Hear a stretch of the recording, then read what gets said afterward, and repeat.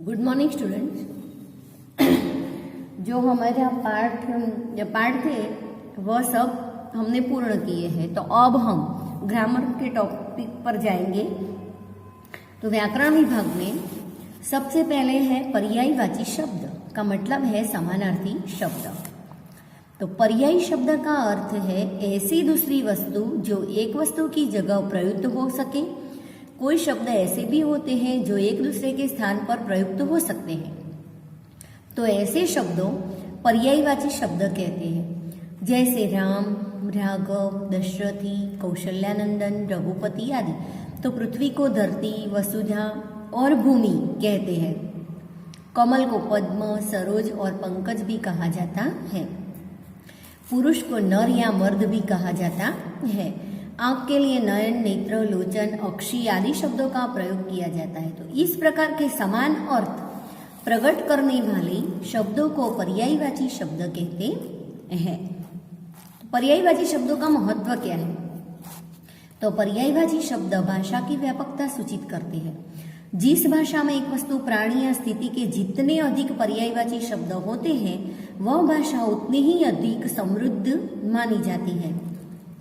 महत्वपूर्ण पर्यायवाची शब्द है तो हमें ध्यान रखना है कि व्यय, खर्च, कौवा, काग, गृह, आवास, भवन, तरुण, जवान, युवक, धनुज, असुर, दानव, समय, वक्त, काल, शरीर, देह, तन, काया, जहर, विष, गरल, मजहब, धर्म, प्रारब्ध, नसीब, भाग्य, प्रतीक्षा, इंतजार। अब है विलोम शब्द। तो पर्यायवाची शब्द में महत्वपूर्ण पर्यायवाची शब्द भी है, तो हम वह भी देखें कि आपको ध्यान रखना है कि महत्वपूर्ण पर्यायवाची शब्द। तो यहाँ सूर्य, भानु, रवि, सूर्य, भानु, रवि, व्यय, खर्च, धनुज, असुर, दानव, मजहब, धर्म, कौवा, काग, समय, वक्त, काल, प्रारब्ध, भाग्य, नसीब, प्रतीक्षा, इंतजार, गृह, घर, आवास, भवन, शरीर, देह, तन, काया, तरुण, जवान, युवक, जहर, विष, गरल। अब महत्वपूर्ण पर्यायवाची शब्द है दादुर, मेढक, कांचन, सुवर्ण, रजनी, रात, तिमिर, अंधकार, मड़िया, झोंपड़ी, डगरिया, राह, मरुस्थल, रेगिस्तान, बाधा, विघ्न, ज्योति, प्रकाश, उत्कोच, रिश्वत, विवश, लाचार, टोटा, कमी, गुर, युक्ति, मंत्र, परिवर्तन, बदलाव, निगरानी, देखभाल, वास्ता, संबंध, विलंब, देरी, चेष्टा, कोशिश, बुजदिल, कायर, गाडर, भेड़, उत्कर्ष, विकास, बूढ़ा, बाढ़, पातक, पाप, उपवन, बगीचा, भोर, प्रभात, एहसान, उपकार, डफ, डफली, गठरी, पोटली, दुहिता, पुत्री, दक्ष, प्रवीण, कमल, पंकज, विद्रोह, बगावत, तैनात, नियुक्त, संकल्प, निश्चय, करिश्मा, चमत्कार, विस्मय, आश्चर्य, शिखर, चोटी, ऐतराज, आपत्ति,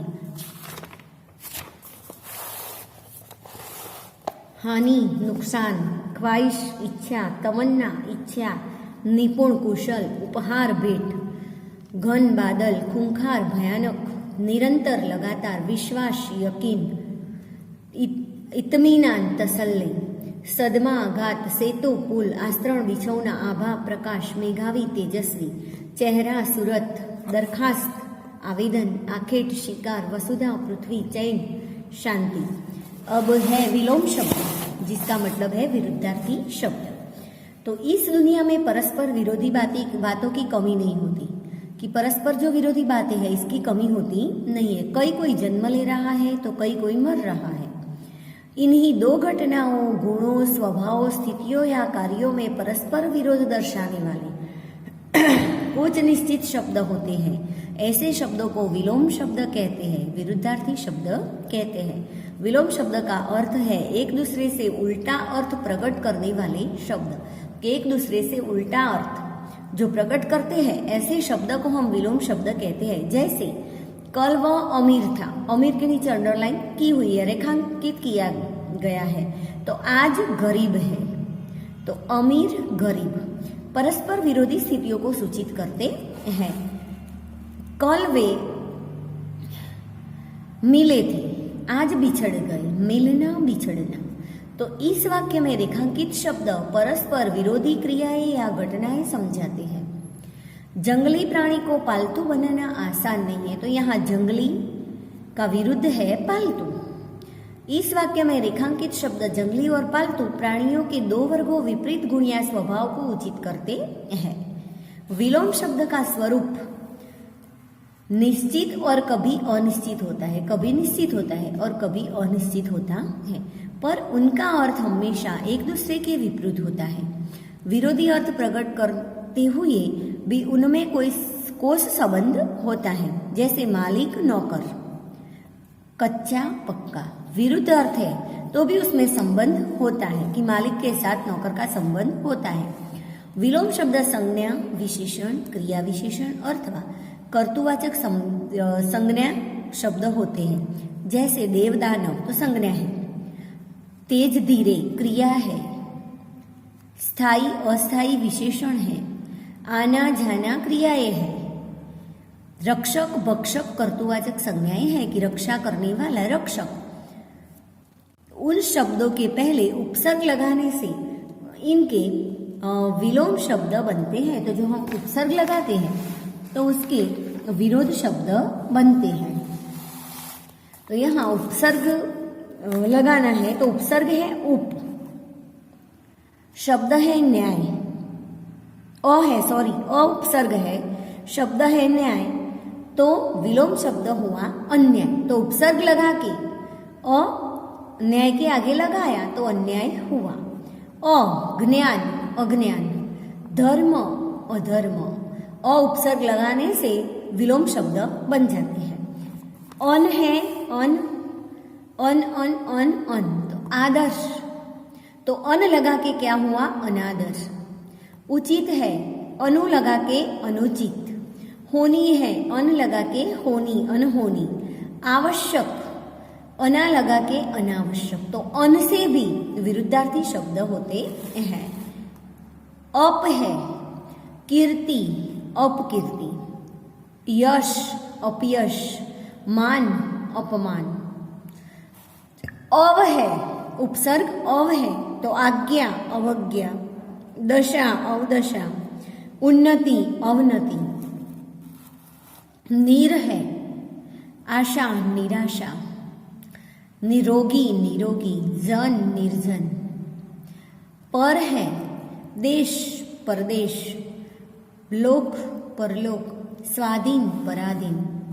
वी है स्मृति विस्मृति, योग वियोग। ना है पसंद नापसंद, राजी नाराजी, जायज नाजायज। काबू बे है, बे उपसर्ग है तो बे, तो काबू बेकाबू, आबरू बे आबरू। उपसर्ग लगाते हुए ये शब्द होते हैं। बद नियत बदनियत, नाम बदनाम, खुशबू बदबू, इलाज लाइलाज, परवाह ला है या परवाह तो लापरवाही। तो ऐसे महत्वपूर्ण वे विलोम शब्द होते हैं। तो यहाँ जो महत्वपूर्ण विलोम शब्द बताए हैं तो प्रथम अंतिम, पुरातन नूतन, शूल फूल, उत्थान पतन, अमर मर्त्य नश्वर, जवानी बुढ़ापा, मलिनता निर्मलता, दोस्त दुश्मन, नियत्था हथियारधारी, लघुता गुरुता, निर्जीव सजीव, साकार निराकार, इनाम सजा, बूढ़ी जवान, निरर्थक सार्थक, खुशकिस्मत बदकिस्मत, कर्कश मधुर, अधोगति प्रगति ऊर्ध्वगति, स्वर्ग नरक, धनवान निर्धन, निर्माण ध्वंस, मातम खुशी, बाहर भीतर, पालन उल्लंघन, परदेश स्वदेश, सार्थकता निरर्थकता, कृतज्ञता कृतज्ञता, पुरस्कार दंड, उत्साहित अनुत्साहित, मुश्किल आसान, पर्णकुटी महल, रूढ़िवादी प्रगतिवादी, उबड़ खाबड़ समतल।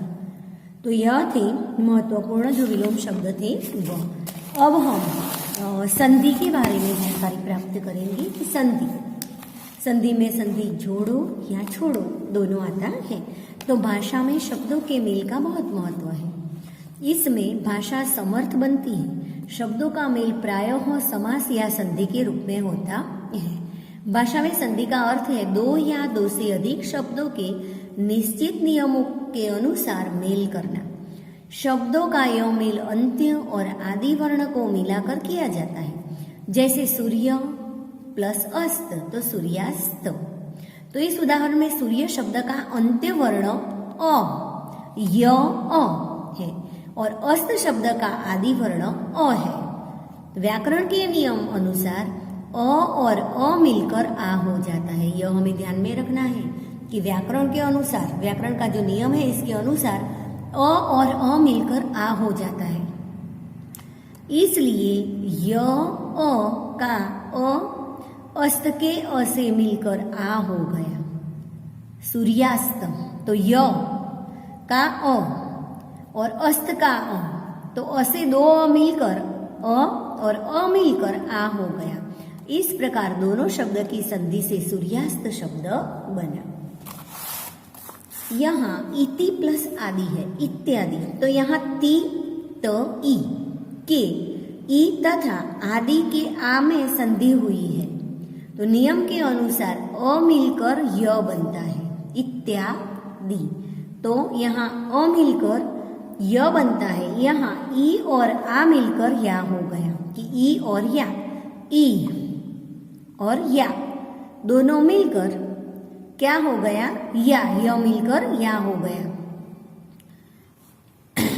ई और आ मिलकर इत्या, तो त्या पाछर आ, त्या के पीछे आ आता है ना, तो आ मिलकर या हो गया। तीने से ई स्वर निकल जाने पर उसका मूल त रह गया, तो त और या मिलकर त्या बना, यह हुआ तो त्या बना। सतजन सज्जन, तो यहाँ त तथा जन ने संधि होने से जन रूप बना है। इस प्रकार को निश्चित अक्षरों के पास पास आ जाने से कारण उनके मेल से जो परिवर्तन होता है उसे संधि कहते हैं। कि जो निश्चित अक्षर है वह पास पास आ जाने के कारण उनके मेल से जो परिवर्तन होता है उसे संधि कहते हैं। अब संधि विच्छेद के बारे में, तो संधि विच्छेद में है कि शब्दों के संधि और उसका विच्छेद एक ही सिक्के के दो पहलू हैं। संधि के विच्छेद की क्रिया संधि से एकदम उल्टी है। विच्छेद में संधि के कारण आए हुए विकार हटाकर संधि में जुड़े हुए शब्दों को मूल स्वरूप में लिखा जाता है। संधि का संबंध मुख्यतः संस्कृत भाषा के शब्दों के अर्थात तत्सम शब्दों से है। हिंदी की वर्णमाला संस्कृत वर्णमाला के अनुसार है। उसके अनुसार वर्ण दो प्रकार के होते हैं, स्वर, व्यंजन। जिन वर्णों का उच्चारण स्वतंत्र रूप से हो सकता है या कर सकते हैं उन्हें स्वर कहते हैं। जिनका उच्चारण करने में स्वर की सहायता की जरूरत पड़ती है उन्हें व्यंजन कहते हैं। कि जो हम जिन वर्णों का हम उच्चारण करते हैं तो हम स्वतंत्र रूप से करते हैं कि इसमें हमें स्वर की जरूरत नहीं होती, और जिनका उच्चारण करने में हमें स्वर की सहायता की जरूरत पड़ती है उन्हें व्यंजन कहते हैं। और जो स्वर की सहायता की जरूरत नहीं पड़ती उसे हम स्वर कहते हैं। हिंदी भाषा की वर्णमाला में निम्नलिखित 12 स्वर और 33 व्यंजन है। स्वर कितने हैं? 12 और 33 व्यंजन है। तो स्वर आ, अ, आ, ई, उ, रू, ए, ओ, औ। कितने हैं स्वर और व्यंजन? तो स्वर है अ, आ, ई, उ, रू, ए, ओ, औ। यहाँ अ है। और व्यंजन है, व्यंजन कितने हैं? 33। तो क, ख, ग, अंग, क वर्ग, तो वह क वर्ग के हैं। तो जो क वर्ग के व्यंजन हैं, च, छ, झ, च वर्ग के हैं। ट, ठ, ड, ढ, अण, ट वर्ग के हैं। त थ द ध न त वर्ग के हैं। य र ल व अंतस्थ है। श श स ह ऊष्माक्षर है। ज्ञ त्र ज्ञ। तो यहाँ स्वर के प्रकार में हस्व स्वर अ ई उ रु वह हस्व है। हस्व हस्व का मतलब है छोटा। दीर्घ स्वर है आ ई उ रु। दीर्घ एकम संयुक्त स्वर है ए ओ औ। अम अह। व्यंजनों के प्रकार है कि जो व्यंजन है तो व्यंजनों के प्रकार में क से लेकर म तक के 25 व्यंजनों को बोलते समय दूसरा जो बोलते हैं तो बोलते समय मुख के जीभ का कोई भाग मुख के दूसरे भागों को स्पर्श करता है कि जीभ है हमारी तो जीभ का कोई भाग मुख के दूसरे भागों को स्पर्श करता है कि क से म तक के जो 25 व्यंजन को हम बोलते हैं तो जीभ का कोई भाग मुख के दूसरे भागों को स्पर्श करता है। इसलिए इन 25 व्यंजनों को स्पर्श व्यंजन कहते हैं कि जो क से म तक के व्यंजन है वह स्पर्श व्यंजन है। उपर्युक्त तालिका के अनुसार इन्हें वर्ग च वर्ग ट वर्ग त वर्ग प वर्ग में बांटा गया है कि च वर्ग में बांटा गया है, प वर्ग में बांटा गया है, त वर्ग में बांटा गया है। य और ल और व का उच्चारण स्वरों और व्यंजनों के बीच का है, इसलिए इन 4 व्यंजनों को अर्ध स्वर कहा जाता है। श ब स और ह का उच्चारण करते समय एक प्रकार की सुर स्थुराहट होती है, इसलिए उन्हें उष्मा व्यंजन कहा जाता है। अनुस्वार तथा अ को विसर्ग कहते हैं। अनुस्वार का उच्चारण अंग म अथवा नंग की तरह होता है, जैसे नंगा, चंपा, अंत, वंश, हंस आदि। विसर्ग का उच्चारण ट की तरह होता है, जैसे प्रति, क्रमशः, दुख, प्रायः आदि। स्वरांत शब्द है, शब्दों के अंत में जो स्वर होते हैं उसके अनुसार को अकारांत, इकारांत, इकारांत, उकारांत, उकारांत, उकारांत आदि कहते हैं। जैसे राम श्याम अकारांत है कि राम के पीछे अ आता है, श्याम के पीछे अ आता है तो वह अकारांत है। माला राधा, माला जो हम बोलते हैं तो आ स्वर हमें सुनाई देता है तो वह आकारांत है। गति मति तो ई है, इकारांत है। गति ती के पीछे ई सुनाई देता है स्वर तो इकारांत है। नदी सती माधवी तो दीर्घ ही है तो वह भी इकारांत है, दीर्घ इकारांत। भानु धेनु तो नो के पीछे हमें उ सुनाई देता है तो उकारांत है। वधु तो उकारांत है तो वह बड़ा उकारांत कि दीर्घ उकारांत है कि धू के नीचे दीर्घ उ है। यहाँ हस्व उ है तो वह उकारांत है, दीर्घ उकारांत वह लघु उकारांत है और वह दीर्घ उकारांत है। संधि के नियम में भी ऐसा होता है। संधि के प्रकार हैं तो इनमें है स्वर संधि। तो 2 स्वर पास पास आने पर इनमें जो परिवर्तन होता है उसे स्वर संधि कहते हैं। जैसे सूर्य अस्त, सूर्यास्त। नीचे स्वर संधि के कुछ नियम उदाहरणों के साथ दिए गए हैं, आपको ध्यान रखने हैं कि संधि के पहले, संधि होने के बाद और संधि के नियम। तो अधिक प्लस अधिक, अधिकाधिक, आ हमने हिंदी के नियम के अनुसार हमने की अ और अ मिलने से आ होता है, वह जानकारी हमने पहले प्राप्त की। परम आत्मा, परमात्मा, आ। यथा अर्थ, यथार्थ, आ। देखावृत्ति, रेखा प्लस आवृत्ति, रेखाकृति, आ। कवि इंद्र, कविंद्र, द ई, दीर्घ ई है। प्रतीक्षा, प्रतीक्षा तो दीर्घ ई है तो ई ई ई। देवी इच्छा, देवीच्छा ई ई ई। भानु उदय, भानुदय उ उ उ। दो जो छोटा ऊ है लघु ऊ है वह दोनों मिलने पर ऊ दीर्घ ऊ हो जाता है। सिंधुर्मी, यहाँ सिंधु ह्रस्व ऊ है लेकिन ऊ सिंधु, सिंधु के पीछे हम ऊ बोलते हैं और उर्मी का ऊ है तो ऊ मिलकर क्या हुआ, बड़ा ऊ हुआ, दीर्घ ऊ हुआ। तो यहाँ सिंधुर्मी में दीर्घ ऊ किया गया है, यहाँ दीर्घ ऊ नहीं है। ध्यान रखना है कि यहाँ ह्रस्व ऊ है लेकिन ह्रस्व ऊ का ऊ और उर्मी का ऊ दो मिलकर ऊ मिलकर उर्मी हो जाता है तो बड़ा ऊ हो जाता है। देव इच्छा, देवेच्छा अ ई ए। सुरेश, सुरेश अ ई ए। पूजा उत्सव, पूजोत्सव आ उ ओ। महाउर्मी, महोर्मी आ उ ओ। एक एक, एकैक अ ए ए। जल औध, जलौध अ ओ औ। महाऔषधि, महौषधि आ औ औ। अध्ययन, अध्ययन ई अ य। इत्यादि ई आ य अ या। महाऐश्वर्य, महेश्वर आ ए ए। निउनता, न्यूनता ई उ य उ यु। अब व्यंजन संधि है कि हिंदी भाषा की वर्णमाला का परिचय आगे दिया जा चुका है।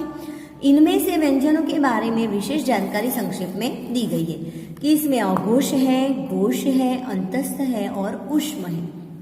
यह हमें ध्यान रखना है। तो यहाँ अघोष का मतलब होता है कठोर व्यंजन होते हैं। तो क, ख, च, छ, ट, ठ, त, थ, प, फ यह कठोर व्यंजन है, अघोष व्यंजन है। घोष का मतलब है मृदु, जो हम बोलते हैं तो हमें कोई कठिनाई नहीं होती। ग, ध, अंग, ज, झ, झ, ड, ढ, अण, द, ध, न, श, भ, म। तो क्या वह मृदुता होती है। और जो यहाँ हम बोलते हैं क, ख, च, तो वह अघोष है कि वह कठिनाई वाले हैं। यह मृदु है, अंतस्थ व्यंजन कि अंदर से य, ज, ल, व। ऊष्म व्यंजन की जो हम बोलते हैं तो हमारे मुख से ऊष्मा बाहर आती है। श, श, स, ह। तो अभिव्यंजन संधि के कुछ नियम उदाहरणों के साथ है कि संधि के पहल वाईश्वरी, भागीश्वरी संधि होने के बाद तो संधि नियम है कि क, च, ट के बाद अनुनासिक वर्ण को छोड़कर दूसरा कोई स्वर अथवा घोष व्यंजन आए तो क, च, ट, प के स्थान पर उसके वर्ग का तीसरा अक्षर होता है। वह हमें ध्यान में रखना है।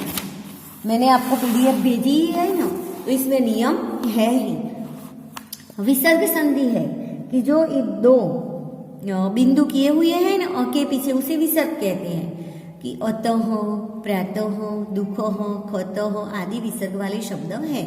विसर्ग संधि के उदाहरण और मुख्य नियम इस प्रकार है कि संधि से पहले क्या था, मनः रथ।